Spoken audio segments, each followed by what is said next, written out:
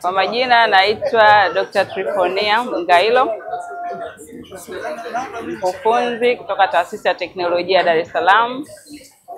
Kwa mwaka 2025 Taasisi ya Teknolojia Dar es Salaam tumeshiriki katika siku ya wahandisi, ambapo taasisi yetu kama kitovu cha kutoa wahandisi, wanasayansi na teknolojia tunashiriki katika maonyesho haya ili kuhamasisha wahandisi,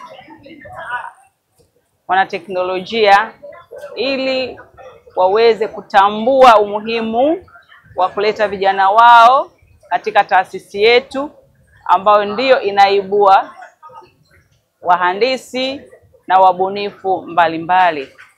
Kama mnavyoona katika banda letu, vijana walioko hapa ambao ndio wanalelewa na kukuzwa katika taasisi yetu ambao ni wahandisi, wametengeneza teknolojia na bunifu mbalimbali ambazo zinasaidia katika kutatua changamoto za kiuhandisi na teknolojia katika jamii yetu.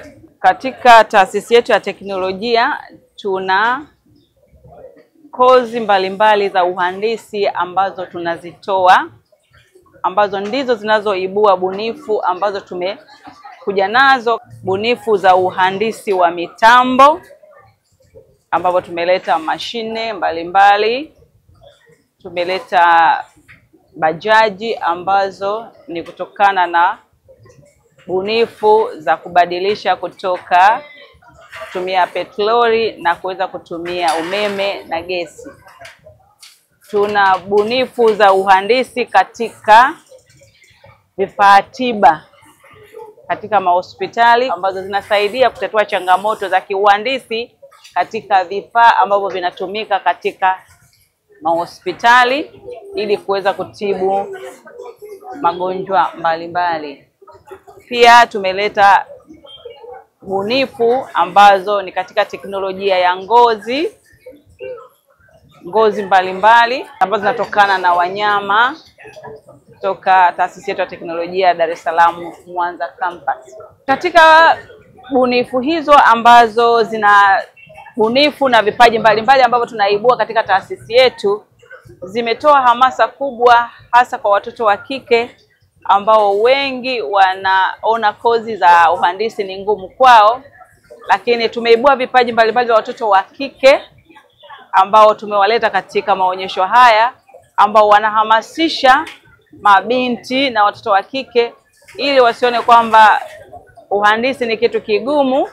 Wao wameweza kusoma na kuweza kufanya bunifu mbalimbali. Zaidi tumeweza tukawashirikisha watoto wa kike katika kuhamasisha wanafunzi wa kike kwenye mashule mbalimbali katika dhana yetu ambayo tunaita STEM Road Show, ambao huwa tunazunguka mikoani kwenye mashule mbalimbali na mabinti wakiwa na hizo bunifu walizozitengeneza ili kuhamasisha watoto wa kike waweze kujiunga na taasisi yetu ya teknolojia Dar es Salaam, na kuona wasione kwamba hii kozi ni ya wanaume pekee, bali ni kwa jinsia zote, hasa wanawake. Kwa majina naitwa Joel Ngushwai, ni mfanyakazi katika Taasisi ya Teknolojia Dar es Salaam. Katika teknolojia ya Dar es Salaam tuko kwenye kitengo cha ubunifu pamoja na uendelezaji wa teknolojia. Moja ya vitu tunavyofanya ni utafiti, ubunifu na uendelezeshaji wa teknolojia mbalimbali. Katika hili tunajaribu kuangalia namna gani tunaweza kuzalisha ajira pamoja na kupunguza uchafuzi wa mazingira kutokana na teknolojia zinazoenda duniani. Moja ya kitu tunachokifanya au teknolojia tunayoendelea kufanyia utafiti ni ubadilishaji au uongezaji mifumo kwenye magari pamoja na bajaji. Sasa hivi tuna mradi wa kuunda bajaji za umeme pamoja na mradi wa kubadilisha au kuongeza mfumo wa gesi kwenye magari. Mifumo hii ni rafiki na vizuri kutumia kwa sababu inapunguza gharama za utumiaji pamoja na kusaidia kwenye kupunguza uchafuzi wa mazingira.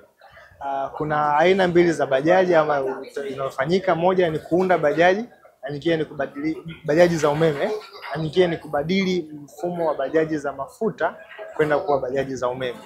Hizi zinafanywa na wanafunzi ambao ni wanafunzi waandishi wa taasisi kushirikiana na wakufunzi wao, pamoja na mradi mwingine wa kuongeza mfumo wa gesi asilia ama CNG kwenye magari ya petroli.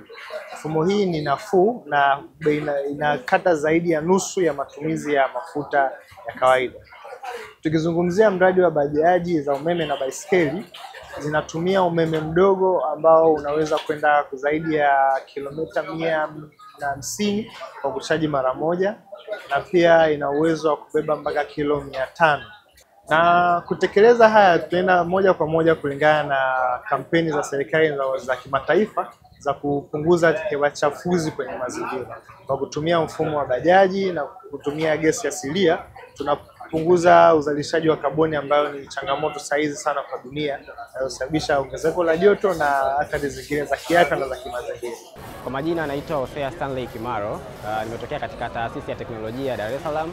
Tumekuja kwenye maonyesho ya 22 ya Engineering Day chini ya DIT Company kama startup company ambayo ni Phonic Company Limited, ambayo tumeanzisha kama wanafunzi kwa ajili ya utengenezaji wa bidhaa za train kit almaarufu kama vifaa vya kujifunzia kwa wanafunzi kwa elimu ya vitendo zaidi. Vifaa hivyo tumekuja navyo kuonyesha sisi kama maengineer ni kitu gani ambacho tumekileta kwa maengineer wengine wenzetu na wanafunzi ambao wanaenda kusoma, kwa kuwarahisishia na kuwatengenezea bidhaa ambazo zitaweza kwenda kuwasaidia katika kujifunza zaidi katika elimu ya vitendo na kuondoa ile gap iliyopo kati ya theory pamoja na practical. Kwa hivyo ambao tunavitengeneza sisi ni katika ngazi inayoanzia ya STEM, primary, secondary, technical schools mpaka universities. Tukizungumzia STEM ni kuanzia umri wa miaka 5 mpaka 12 na kuendelea, ambavyo vifaa hivyo tutavitengeneza na vinaweza vikatumika katika kuwaelezea watoto au wanafunzi kujifunza elimu ya vitendo hata wakiwa nyumbani na hata wakiwa mashuleni. Na kuna vingine ambavyo tunavyo wanavitumia katika secondary schools katika elimu ya sayansi zaidi, tukiwa tumejikita katika physics zaidi. Tunatengeneza vifaa hivyo navyo kwa ajili ya demonstration pia na zile practical ambazo wanazifanya shuleni, na vingine ambavyo tumevitengeneza vifaa ni kwa ajili ya universities na technical college ambazo ni train kits katika electrical pamoja na electronics. Kwa mfano tuna vifaa baadhi ambavyo vinatumika katika topic ya electronics ambao wanajifunza kuanzia technical schools, ambavyo hivi vinatumika katika kuonyesha transistor characteristics ambavyo navyo tumevitengenezea hapa Tanzania kwa ajili ya kurahisisha na kupunguza gharama ili viweze kupatikana kwa urahisi, ambavyo ukikompea na vilivyo kunavyotoka nje gharama zake ni kubwa, ambapo katika mashule wanakuwa wanavyo vichache kutokana na gharama kubwa. Lakini sisi kutokana na kutengeneza tumesimplify na kutengeneza kwa kutumia material au raw material ambazo zipo hapa Tanzania.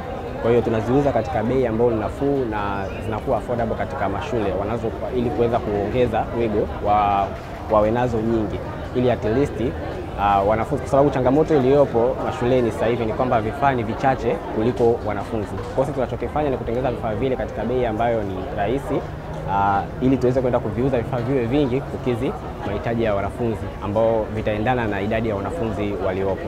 Kwa hiyo vifaa hivi ambavyo viko vyote hapa vinauzwa kwa bei ambayo ni rahisi kabisa, ambao katika mashule wakaweza kuvi-afford.